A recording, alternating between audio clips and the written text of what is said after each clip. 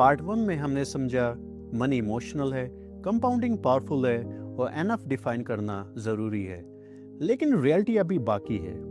बहुत लोग पैसा बना लेते हैं लेकिन बहुत कम उसे संभाल पाते हैं। History is full of such people जिन्होंने वेल्थ बनाई और फिर ईगो और कॉन्फिडेंस और एक गलत फेज में सब खो दिया। क्योंकि गेटिंग वेल्दी और स्टेइंग वेल्दी ये दो बिल्कुल अलग गेम्स हैं। और पार्ट 2 में हम यही डिकोड करेंगे। Psychology of money by Morgan Housel. Factor 5 get wealthy versus stay wealthy. Housel एक जबरदस्त लाइन लिखते हैं, there are a million ways to get wealthy, only one way to stay wealthy, that is avoid ruin. सोचो धीरू भाई अंबानी एक petrol pump attendant से India के biggest industrialist बनते हैं। गेटिंग वेल्दी के लिए क्या चाहिए? ऑप्टिमिज्म, रिस्क लेने की हिम्मत, बोल्डनेस, अपॉर्चुनिटी पे बिलीव करना। अब सोचो उनके बाद मुकेश अंबानी ने क्या किया?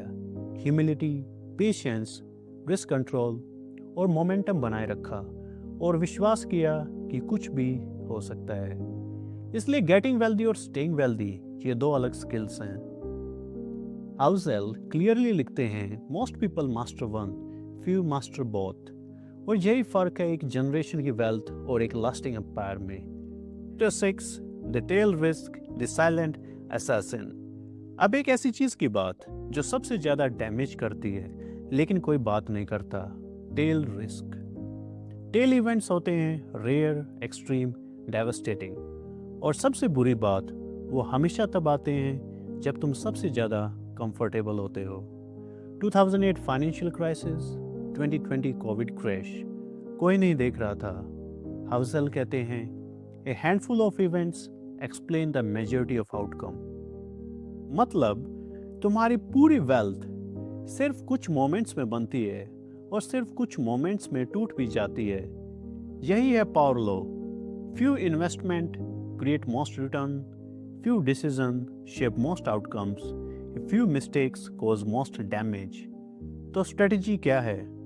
ऑप्टिमाइजेशन नहीं, सर्वाइवल। समुराय कहते थे armour slows you down until you need it. Room for error रखो, बफर रखो, क्योंकि something that limits you can also save you. Chapter 7 freedom is the highest dividend. अब एक क्वेश्चन, तुम पैसा क्यों कमाना चाहते हो? लोग कहते हैं सिक्योरिटी के लिए, लग्जरी के लिए, स्टेटस के लिए।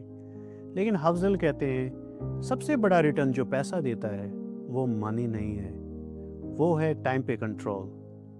The highest form of wealth is the ability to wake up and say, I can do what I want today. Money is renewable, time is not. लोग अपना टाइम बचाते हैं पैसे के लिए, फिर वो पैसा खर्चते हैं टाइम वापस खरीदने की कोशिश में।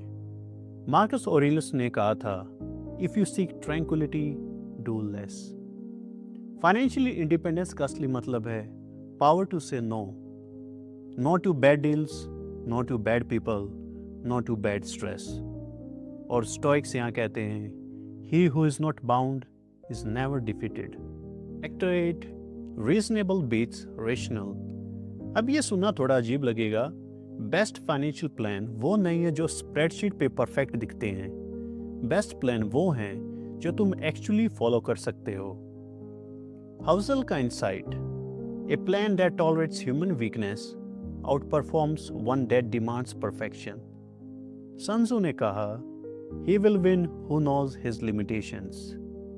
Human spreadsheet में नहीं रहते, बेस्ट पेपर प्लान फेल हो जाते हैं क्योंकि fear, boredom, life interruptions, emotion सब कुछ तोड़ देते हैं।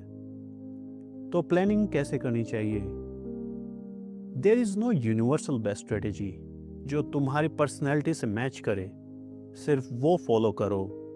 What you can stick to, what suits your temperament, what suits your life. Factor 9 room for error. और लास्ट और सबसे important lesson, the most important part of every plan is planning for when the plan fails. room for error waste नहीं है, room for error intelligence है। optimist plan for success, strategist plan for survival। Nicholas Taleb antifragile book में लिखते हैं, anything that has no room for error will eventually break. तुम्हें right होने की जरूरत नहीं है, तुम्हें लास्ट तक रहने की जरूरत है। The wise man prepare for misfortune, stoics ने कहा। Margin of error equals to freedom, extra saving, lower leverage, flexibility. क्योंकि एक वॉरियर जिसके पास सप्लाईज हैं वो आराम से फाइट करता है, एक वॉरियर बिना सप्लाईज के पैनिक करता है। तो ये थे the psychology of money part 2 के फाइनल 5 लेसन्स। गेटिंग वेल्दी और स्टेइंग वेल्दी दो अलग गेम्स हैं। टेल रिस्क से डरो नहीं, प्रिपेयर करो। सबसे बड़ा डिविडेंड टाइम की फ्रीडम है। बेस्ट प्लान वो हैं जो तुम फॉलो कर सको। रूम फॉर एरर वीकनेस नहीं है, स्ट्रेंथ है। अफजल की पूरी बुक एक ही बात कहती है, in money as in war the patient outlast the clever. Ratan Tata ने अपनी पूरी कंपनी एक दिन में नहीं बनाई, सचिन ने बैटिंग एक सीरीज में नहीं सीखी, SRK एक फिल्म से स्टार नहीं बने। वो गेम में रहे, वो सरवाइव करते रहे, वो कंपाउंड करते रहे। और यही है the psychology of money by Morgan Housel.